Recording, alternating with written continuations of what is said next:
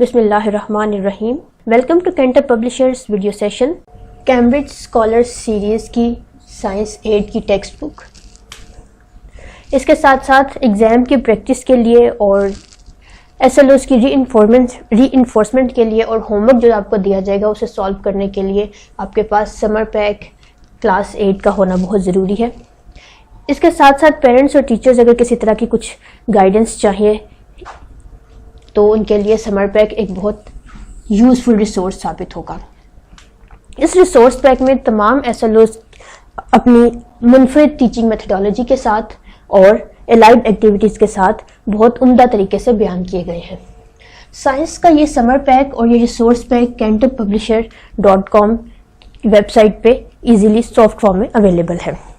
It is our 5th lecture regarding lecture series conducted by Canter publisher for the science of grade 8. In this lecture we are going to study reflex action, and the chapter we are discussing is chapter 1, that is about human organ system. In chapter 1 the organ system which is under study is nervous system, and our topic is reflex action. This topic fulfills our SLO explain reflex action with an example. In this lecture we will study about what are reflex actions, go through some examples, we'll compare the reflex actions with non-reflex actions and see the role of brain as well as spinal cord conducting these reflex actions. Before moving forward, just observe the following pictures carefully. Here you can see in the first picture, picture A, children are talking. Second picture B, some children are reading. In the picture C, children are jumping and playing, while in picture D, a child is eating. Observe these pictures and then compare these pictures with the following actions. Now you are going to see some other actions. Observe them carefully and then make a comparison between the both. Now compare these two actions, the action of pupil when the light strikes on it and the action of your leg when a hammer accidentally strikes your knee, with all these 4 actions: talking, reading, jumping, eating. What difference do you feel? Can you do it with your will? You can talk whenever you want and you do not talk when you do not want. In the same way, you can perform all these actions when you want to do. You can eat by your own will, while the action of pupil and the action of leg respond against hammer was not in your control. You cannot control the size of your pupil and you cannot control the movement of your leg when something strikes suddenly on your knee. So this is the basic difference between these two types of actions. One we can control with our will, with our mental training, and the other we cannot control with our mental training. So these two actions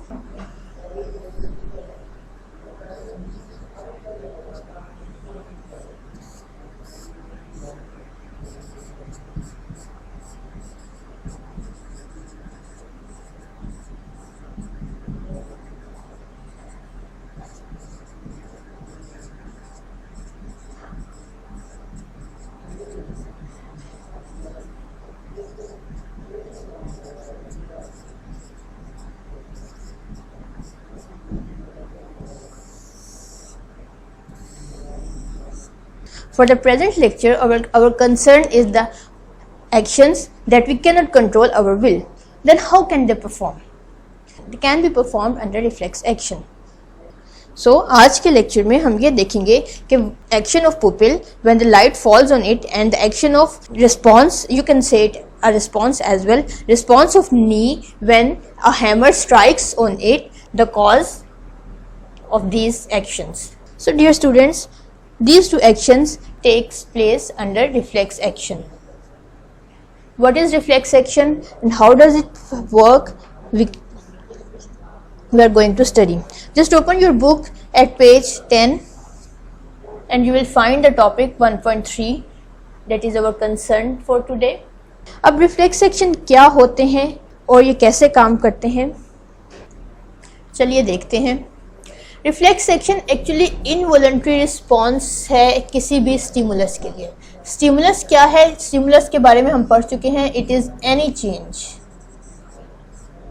internally as well as externally. Our body sense this change, send a message, a signal to brain, and a response is generated. In the previous lecture we studied that stimulus is received by receptors.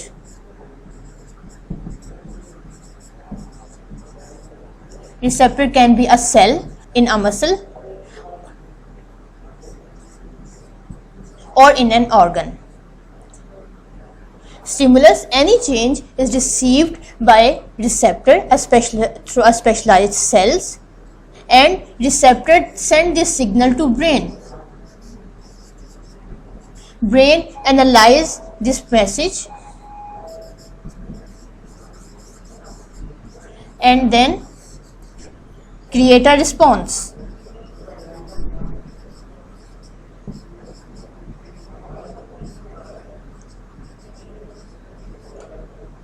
This is usually happen with our nervous system. All our actions, all our thoughts, all our work through this path. Receptors send signal to brain and brain then generate message through a muscle.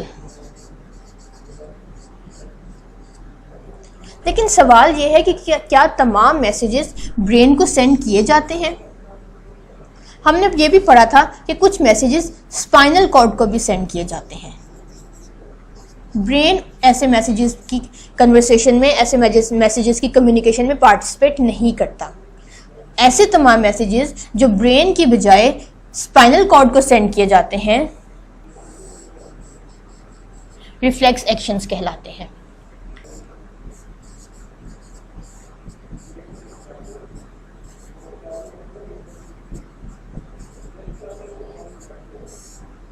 अब ये reflex actions क्यों होते हैं और इनका क्या purpose है वो हम नेक्स्ट स्टडी करते हैं। अब आपने देखा कि जब लाइट आई पे फॉल करती है तो हम पुपिल के मूवमेंट को कंट्रोल नहीं कर सकते। ये इनवॉलंटरी रिस्पॉन्स हो गया। पुपिल के साइज का रिड्यूस होना एक इनवॉलंटरी रिस्पॉन्स है against light. Light is a stimulus in this case.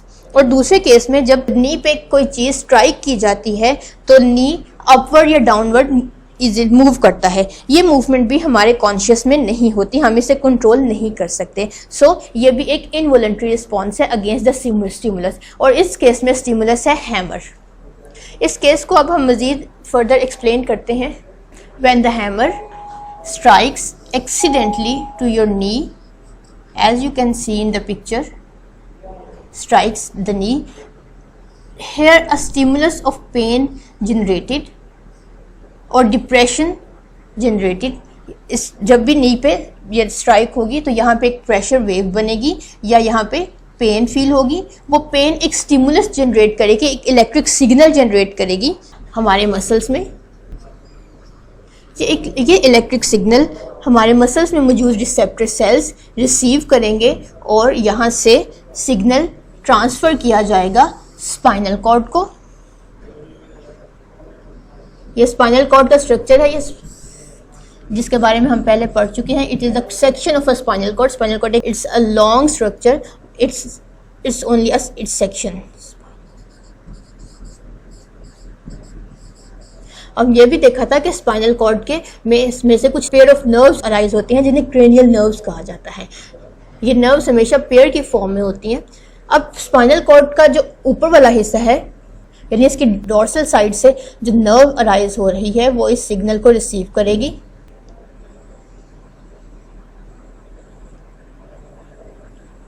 और ये मैसेज स्पाइनल कॉर्ड में तक पहुंच जाएगा। अब नॉर्मल केसेस में या जो हमारे रूटीन के एक्शंस है उनमें तो ये होता था कि स्पाइनल कॉर्ड ये मैसेज ट्रांसफ़र कर देता था ब्रेन को, लेकिन रिफ्लेक्स एक्शन के केसेस में ये मैसेज ब्रेन को ट्रांसफ़र नहीं किया जाएगा,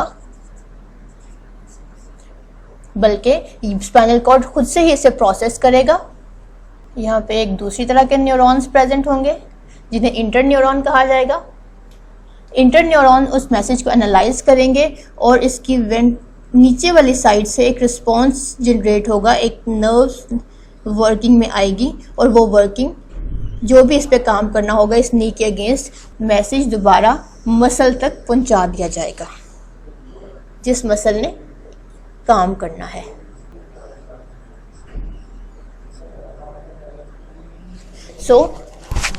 इसकी डायरेक्शन इस तरफ।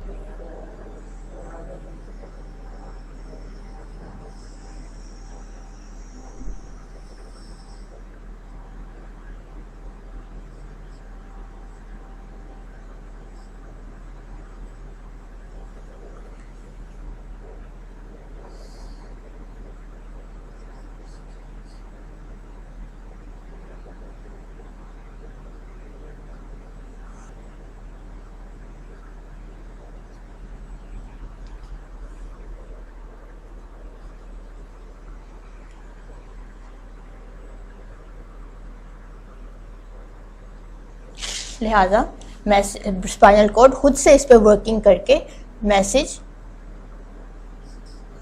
सेंड करेगा मसल को। लेग इस सिलसिले में क्या करेगी? इसके बाद लेग में ये होगा, लेग के वो मसल जिन्हें स्पाइनल कॉर्ड ने अपना मैसेज सेंड किया है वो इसके मुताबिक रिस्पॉन्स जनरेट करेंगे और इस रिस्पॉन्स के नतीजे में लेग फॉरवर्ड डायरेक्शन में मूव करेगी। यहाँ पे आप देख सकते हैं कि जैसे ही लेग को स्टिमुलस रिसीव हुआ, लेग अपवर्ड डायरेक्शन में ऊपर की तरफ मूव करती है। ये तमाम प्रोसेस रिफ्लेक्स एक्शन कहलाता है। The whole process in which spinal cord itself analyze and process the messages and generate the response is called reflex action. As the brain is not involved in this case, so these are involuntary actions. They happen by itself.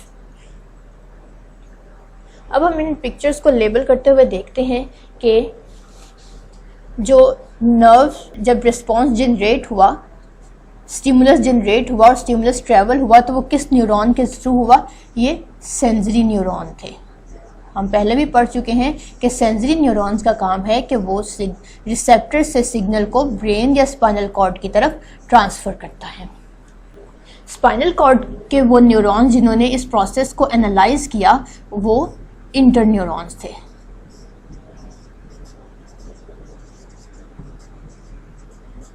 और वो neurons जिन्होंने spinal cord से message को transfer किया, response को convey किया muscle तक, उनको मोटर न्यूरॉन्स कहा जाता है। So these are motor neurons that takes the message from spinal cord and transfer it to the respective muscle that has to generate the response. So ये response था हमारा। Leg की movement actually एक response था।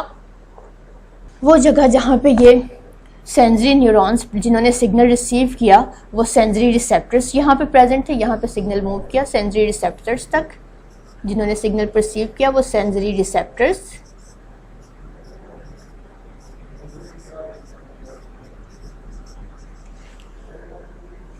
और ये hammer actually हमारा stimulus है।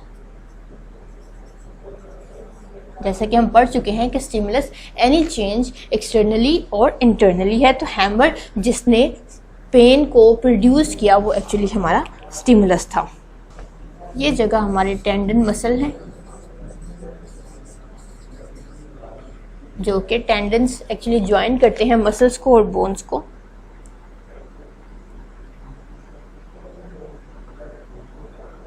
अब यहाँ पे आपने देखा होगा कि एक लूप ड्रॉ किया गया है सेंसरी न्यूरॉन्स को बनाते हुए।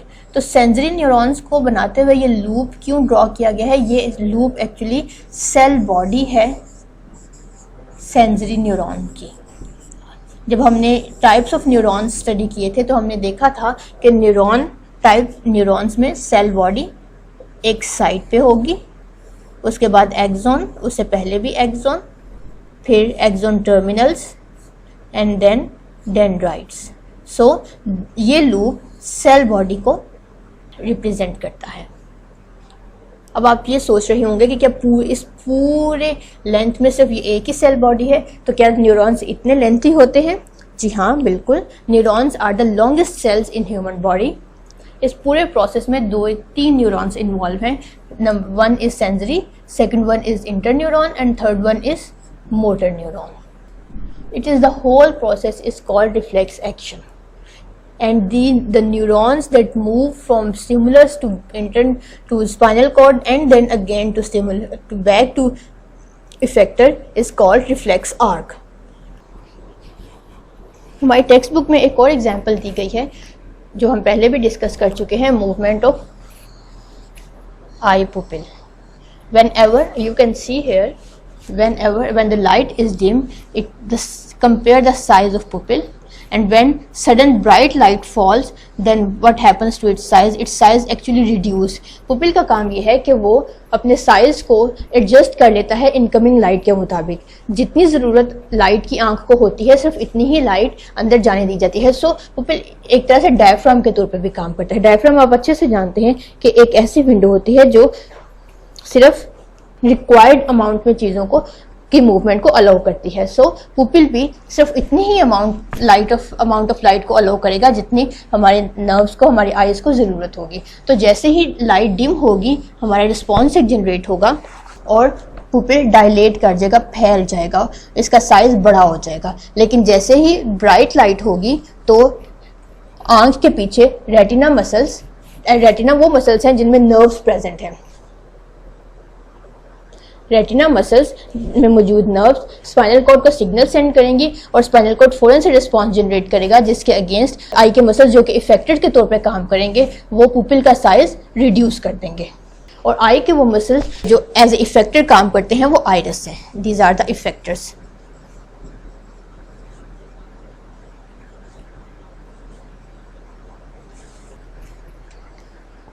और आई का सेंसरी रिसेप्टर सेक्शन कौन सा था? Retina. Retina actually contain nerves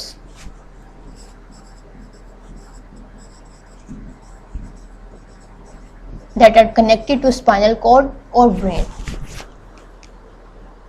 As per situation, message is transferred to brain or spinal cord. So this was about reflex action. Here a question arises: what will happen if the stimulus is sent to brain instead of spinal cord? Let's move back to our previous example. इस example को दोबारा देखते हैं कि sensory receptors ने message को forward किया spinal cord की तरफ. स्पाइनल कॉर्ड नॉर्मल केसेस में, नॉर्मल सिचुएशंस में मैसेज ट्रांसफ़र कर देता है ब्रेन की तरफ. अब अगर मैसेज ब्रेन की तरफ ट्रांसफ़र किया जाए तो वो ब्रेन कुछ टाइम लेगा उसे प्रोसेस करने में और फिर रिस्पांस जनरेट करने में. वो रिस्पांस वापस स्पाइनल कॉर्ड की तरफ आएगा और फिर स्पाइनल कॉर्ड उसे इफेक्टेड की तरफ सेंड करेगा. इतनी देर में यहाँ जो भी स्टिमुलस है वो चूँकि बहुत इंटेंस रिस्पांस चाह रहा है, अगर यहाँ से ब्रेन की तरफ से मैसेज आने में थोड़ी डिले हो जाएगा तो यहाँ मौजूद हैमर मसल को किसी भी तरह का नुकसान भी पहुंचा सकता है. ये तो एक एग्जांपल थी. अगर यहाँ पे फायर हो और फायर की सूरत में आप देखते हैं कि फ़ौरन से हम अपना हैंड रिफ्लेक्स बैक कर लेते हैं. जब भी हाथ कोई फायर को लगता है तो फ़ौरन से हमारा हाथ पीछे की तरफ मूव करता है. सो अगर ब्रेन से रिस्पांस आने में थोड़े से भी डिले हो जाए तो हम बुरी तरह से ज़ख्मी भी हो सकते हैं, हमें बहुत सीवियर इंजरी भी हो सकती है. लिहाजा ब्रेन की तरफ मैसेज फॉरवर्ड नहीं किया जाता बल्कि स्पाइनल कॉर्ड इटसेल्फ उसे एनालाइज करके, प्रोसेस करके सिग्नल रिस्पांस जनरेट करवाता है. So to avoid the delay in creating the response, message is not send to brain and spinal cord itself analyse it. So we can say that reflex actions are quick responses, very very quick responses. ये fraction of seconds में काम करते हैं, जबकि brain spinal cord की निस्बत थोड़ा सा ज़्यादा टाइम लेते हैं. ब्रेन से होने वाले एक्शंस स्पाइनल कॉर्ड की निस्बत थोड़ा ज़्यादा टाइम लेते हैं. So it was all about spinal cord. आपकी बुक में पेज 11 पे भी नी जर्क की बहुत अच्छी एग्जांपल दी गई है।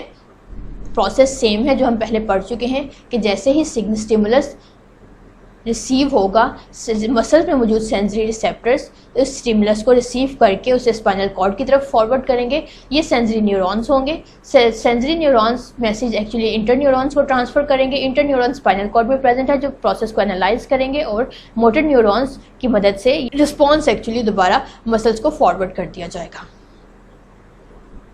अब आते हैं हम अपने होमवर्क की तरफ। होमवर्क वही है, होमवर्क का तरीक़ाकार वही है जो हम पहले इस्तेमाल कर चुके हैं कि अब अपनी टेक्स्ट बुक खोलिए, इसका पेज 20 खोलिए और देखिए कि कौन सा क्वेश्चन हमारे आज के टॉपिक से रेलेवेंट है। जो भी MCQ, जो भी शॉर्ट क्वेश्चन, जो भी लॉन्ग क्वेश्चन हमारे टॉपिक से रेलेवेंट होगा आपको उसे सॉल्व करना है। आप अगर पेज 20 पे पार्ट C देखें तो पार्ट C का question 3 explain the process of reflex action with a suitable example हमारे आज के टॉपिक से रेलिवेंट है। आपने इसकी 2 एग्जाम्पल्स पढ़ी हैं, movement of pupil against the stimulus of light and the movement of leg against the hammer. आप इन दोनों एग्जाम्पल का फ्लो चार्ट बनाएंगे और इन रिफ्लेक्स एक्शन को एक्सप्लेन करेंगे। फ्लो चार्ट में आप पाथ बताएंगे सेल न्यूरॉन्स का,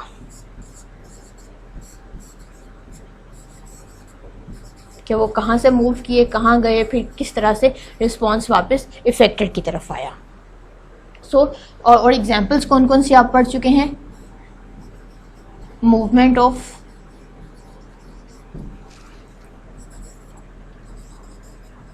आई पुपिल, ये फर्स्ट एग्जाम्पल थी। सेकेंड एग्जाम्पल आपने नी जर्क की पढ़ी। आप इनमें से कोई भी एक एग्जाम्पल लेके उसे रिफ्लेक्स एक्शन को इजीली एक्सप्लेन कर सकते हैं।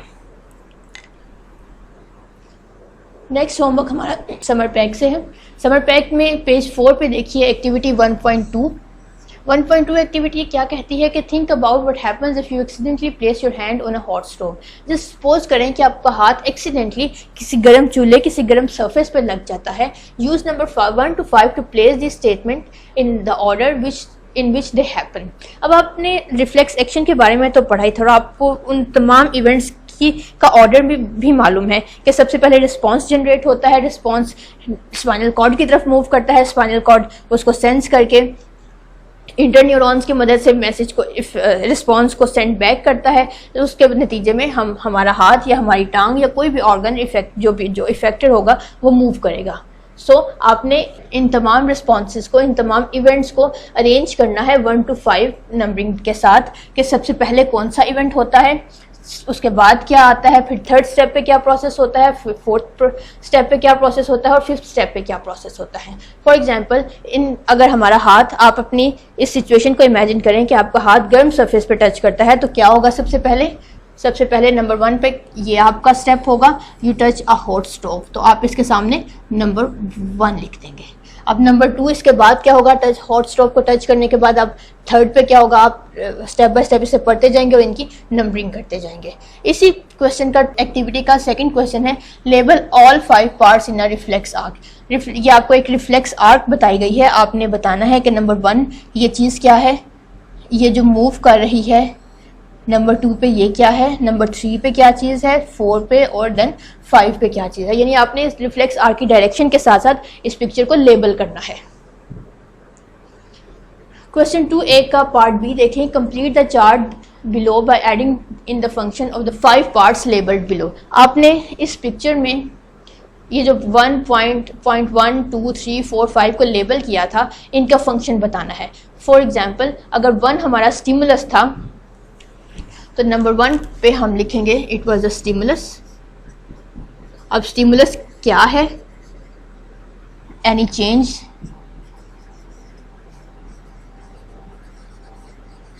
आपने step by step all 5 parts को लेबल करना है यहाँ और इनके फंक्शंस भी बताने हैं। Then comes MCQ section. Summer pack में से ही अपने पेज नंबर 9 पे देखिए MCQ number 9। The part of nervous system that controls the reflex action. Reflex action को आप नर्वस सिस्टम का कौन सा पार्ट कंट्रोल करता है? क्या वो पोन्स है, मिड ब्रेन है, स्पाइनल कॉर्ड है, थैलेमस है? It's too easy question for you, so you mark the right answer and then give its reason. Which of the next question is which of the following are reflex responses? अब reflex responses कौन से हैं? हम पढ़ चुके हैं कि involuntary responses.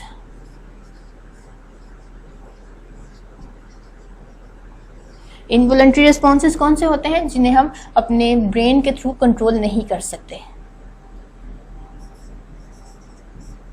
यानी जो हमारे कॉन्शियस में नहीं होते, हमारे कॉन्शियस कंट्रोल में नहीं होते.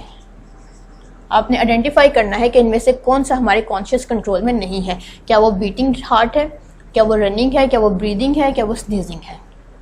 Then question number 11, which one represent correct sequence in a reflex arc? Reflex arc का करेक्ट सीक्वेंस आपको मालूम होना चाहिए कि नंबर 1 स्टेज पे क्या होता है, नंबर 2 स्टेज पे. तो आप उसको फाइंड आउट करेंगे और करेक्ट आंसर लिखने के बाद उसकी रीज़न भी देंगे. ब्रेन से मैसेज स्पाइनल कॉर्ड और फिर मसल की तरफ जाता है, मसल से मैसेज रिसेप्टर से होता हुआ इफेक्टर की तरफ जाता है, या नंबर सी ऑप्शन में मसल से स्पाइनल कॉर्ड और फिर ब्रेन की तरफ मूव करता है, या फिर डी ऑप्शन में जैसे बताया गया है रिसेप्टर से मैसेज स्पाइनल कॉर्ड से होता हुआ मसल की तरफ जाता है. You can find out easily. Now, number 12 question is reflex arc is controlled by autonomic nervous system, peripheral nervous system, central nervous system, all of this. अब reflex action में क्या चीज़ इन्वॉल्व है ये आपने आइडेंटिफाई करना है. इसका इजी सोल्यूशन ये है कि आप ये देखिए कि ऑटोनॉमिक, पेरिफेरल और सेंट्रल नर्वस सिस्टम के पार्ट्स कौन कौन से हैं. तो जो पार्ट्स रिफ्लेक्स आर्क में इन्वॉल्व होंगे और जो सिस्टम उनको कोरिस्पॉन्ड करेगा वही आपका राइट ऑप्शन होगा. लिखने के बाद आप उसकी रीज़न भी देंगे. नंबर 3 MCQ है all reflex actions are voluntary in nature, do not have stimulus, involuntary nature, first voluntary then involuntary. अब इसको अगर आप गौर से देखें नी जर्क की एग्जाम्पल को और पुपिल के मूवमेंट की एग्जाम्पल को, तो आप इजीली फाइंड आउट कर सकते हैं कि रिफ्लेक्स एक्शंस की नेचर क्या है. करेक्ट आंसर फाइंड करने के बाद आप उसकी रीज़न भी देंगे. अब समर पैक का पेज 15 देखिए, उसमें आप क्वेश्चन आंसर सेक्शन पे आइए और उसका 4A पार्ट देखिए. What is reflex action? You have to define the reflex action. Number B part is what is the response of reflex responses. What is the purpose of reflex responses? Reflex responses का purpose हम पढ़ चुके हैं कि अगर message brain में चला जाएगा तो क्या होगा. So you are to write out this. Next देखिए, Why is brain center not involved in making reflex responses? अगर ब्रेन, इसी की एक तरह से स्टेटमेंट है कि आपने ये बताना है कि अगर ब्रेन रिफ्लेक्स रिस्पॉन्सेज में इन्वॉल्व होगा तो क्या रिस्पॉन्स एक्यूरेटली और टाइमली जनरेट होगा या इस पर कुछ इफेक्ट आएगा. नंबर D पार्ट देखिए, state 2 ways that show reflex actions are different from normal actions as walking, talking. इस क्वेश्चन में वॉकिंग और टॉकिंग का कंपैरिजन किया जाएगा नी जर्क की एग्जाम्पल या फिर मूवमेंट ऑफ पुपिल के साथ.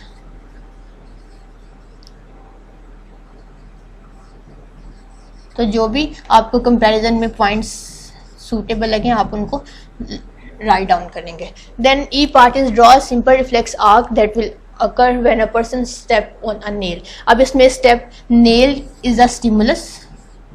तो जब आपका हाथ एक्सीडेंटली या आपका पाँव एक्सीडेंटली किसी नेल पे लग जाए तो क्या होगा. आप उस पूरी सिचुएशन को इमेजिन करेंगे और उसकी एक रिफ्लेक्स, एक फ्लो शीट बनाएंगे with the help of arrows, और आप उसमें वो तमाम न्यूरॉन्स भी लिखेंगे जो इन्वॉल्व हैं.